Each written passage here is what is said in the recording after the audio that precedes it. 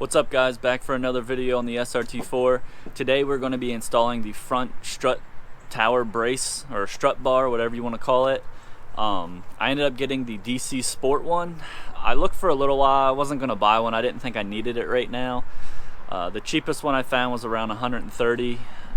Then you could go up, some of them are $300 a piece. I ended up getting on Amazon one night, just shopping around, and I found this DC Sport one on discount for $100.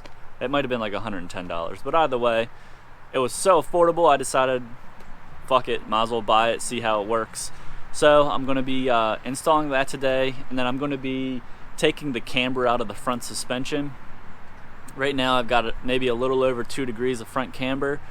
Since I'm not going to be racing anymore, I figured I'm going to take it out and try to prolong the life of the tire as much as possible, at least. So stick around and we'll be installing that and messing with the suspension. My name is Zach Ellis and welcome to my journey. I don't know where I'm going or how I'm going to get there, but I'm going to be tearing shit up every step of the way. Along with a few friends, of course. Honestly, I don't know what I'm doing. I'll be building, modifying, repairing, fabricating, and racing every chance I get. But if you enjoy this content, don't forget to smash the subscribe button and of course, enjoy the video.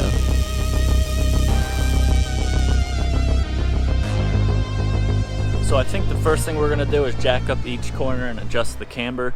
If you look here, you can see I have the camber pretty much maxed out. It's not quite at the max, but I mean, you're talking a hair of a gap left. I have little black marks there. I don't know if you can see them, where I marked where it was prior to my changing it. And then on this side, it's the same thing. Almost maxed out, just a hair off. So I'm gonna fix the camber first. Once the camber is complete, I'll drop the car back down, and then I'll install the strut tower brace.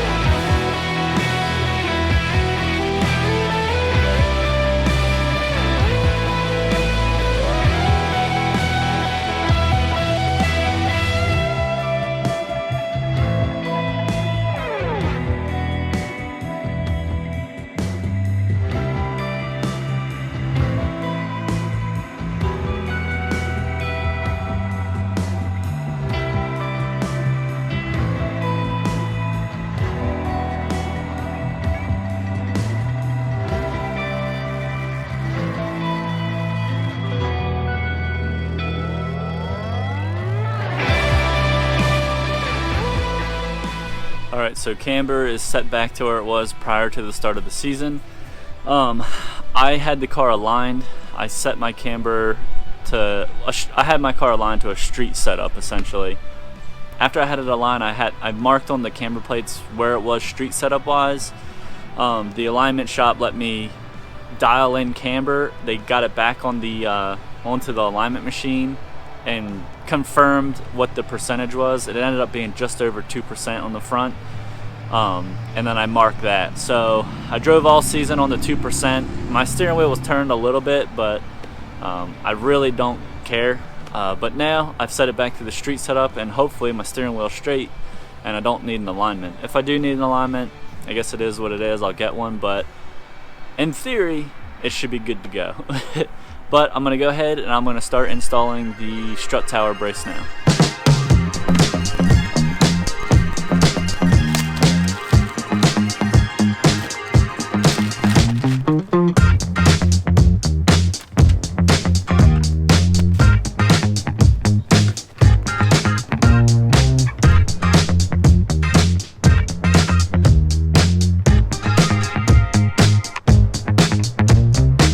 Alright, so we got the strut bar out. It's just sitting here on the engine bay. I'm going to go ahead and start the installation process. So the basic installation of the strut tower bar is, it's 4 bolts. So you're going to undo the 2 bolts closest to the engine bay on top of your coilover on both sides. So one here, one there. You slip this on, then you tighten the nuts back down to 19 foot-pounds, and the installation is complete. So I'll knock that out real quick and then maybe we'll go for a test spin.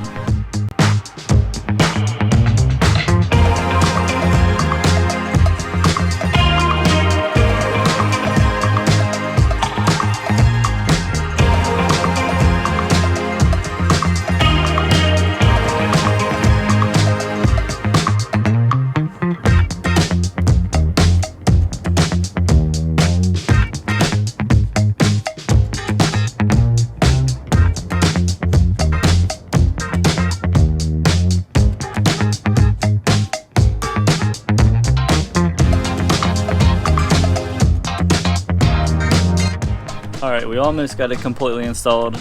I dropped one of the nuts into the engine bay, so I gotta try and fish that out. Once I get that out, I'll install it, tighten them all down, torque them to spec, and then we'll test drive.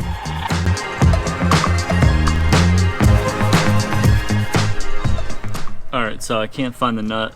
I'm just gonna get into my hardware drawer and find a different nut for now. Maybe before I leave it'll fall out on the ground and I'll install it. Alright, so I got my little hardware, or one of my hardware kits, so this is all my metric stuff. I don't know what size it would be. Nope, too big. Well, hopefully this is the size.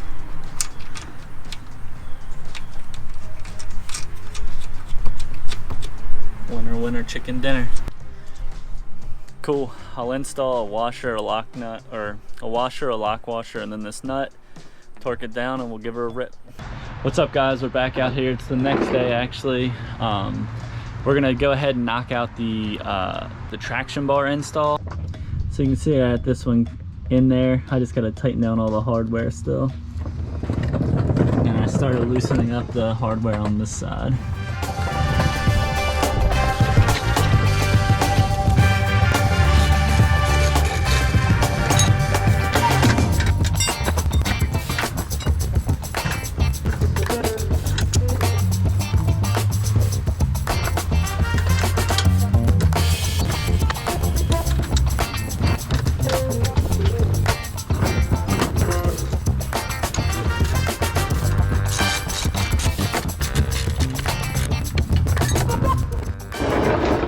Alright, so I got the traction bars installed.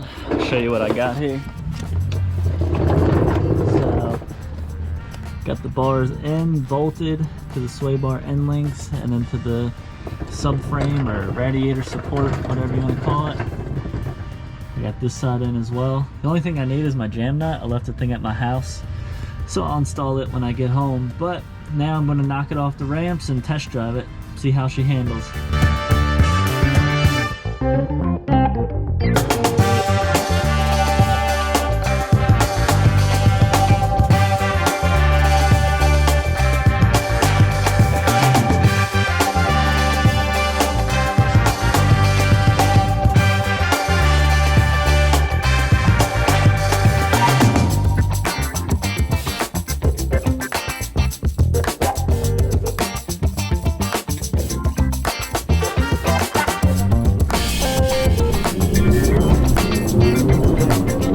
Alright, so I just got done test driving the car with the traction bars installed, and I would say I noticed much more difference with the traction bars over the strut tower brace.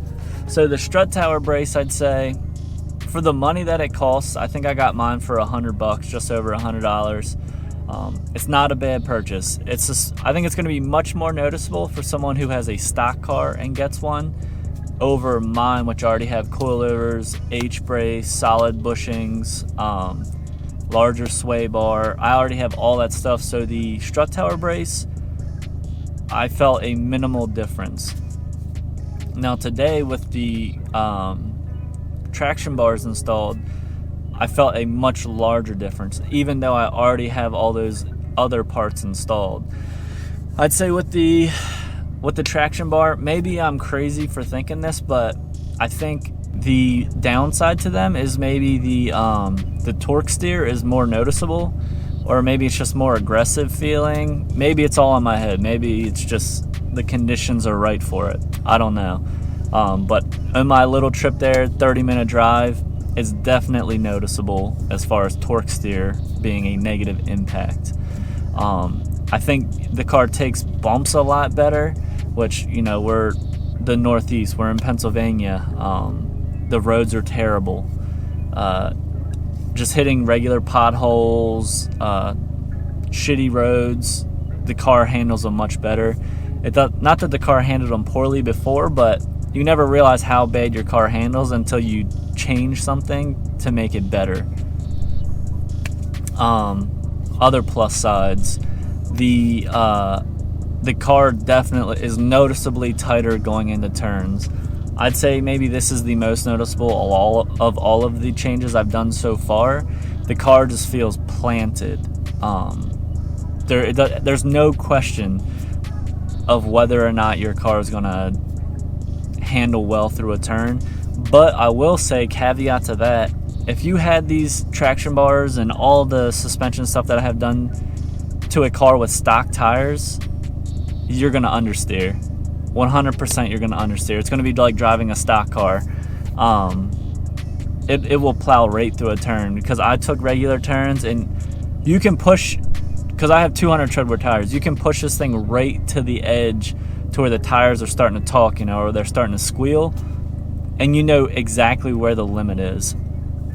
Versus before, when I had the car stock suspension with coilovers in the tires, the 200 treadwear tires, the margin for error was large. Versus now, it's kind of, you're able to tell much more easily where that limit is for your tires. So that's definitely a plus side for them. I'm trying to think of what other plus sides. Wheel hop. So I just did a few hard launches off at red lights and stop signs. Wheel hop is much less. It feels, I think it might still be there for sure, but it's not nearly as aggressive.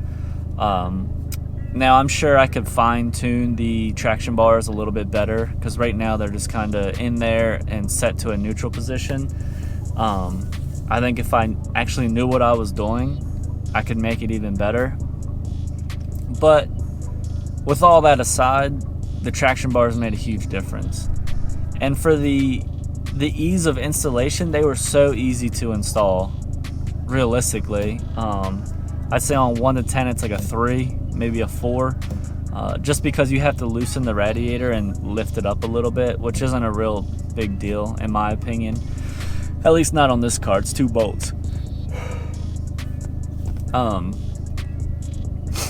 But I think the car handles great now. I wish I had all this stuff installed before the season ended. I wish I would have got to run one race with these, you know, components installed. So like the H brace, traction bars, the strut tower brace. If I had all of these installed for a race, this thing would be way better. And again, not that it was bad before, but now that I've felt it with all this stuff installed, I don't think I could go back and drive the other way. The other downside to the traction bars is highway noise. Going like 60, it's always been a little noisy just because of the tires and running camber. But man, I hit 80, cruising 80 down the highway. This freaking thing screams. The tires are extremely loud.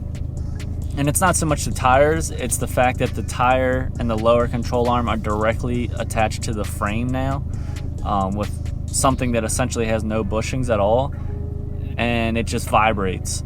Not to the point of shaking, but vibrates like a tone. So there is a sound associated with them being solid now. Is it going to be worse or better than if it was a lower control arm with solid bushings? I don't know. I couldn't possibly say, but all I know is the sound is a little bit of a downside. Torque steer, unless that's in my head, is a slight downside, but for autocross or track days, the torque steer is completely irrelevant. It's not going to affect me at all, for the most part. So all in all, I would definitely recommend the traction bars. The whole H-brace with traction bars, brand new, was like $550. I got them for less than half of that. So for me, the purchase was a solid purchase. No brainer, I'd say. I think any car I have from here on out, I'm going to end up buying the similar products, so traction bars, H brace, strut tower brace, as long as I'm racing it, because it makes a world of difference. But that's going to wrap it up for this video.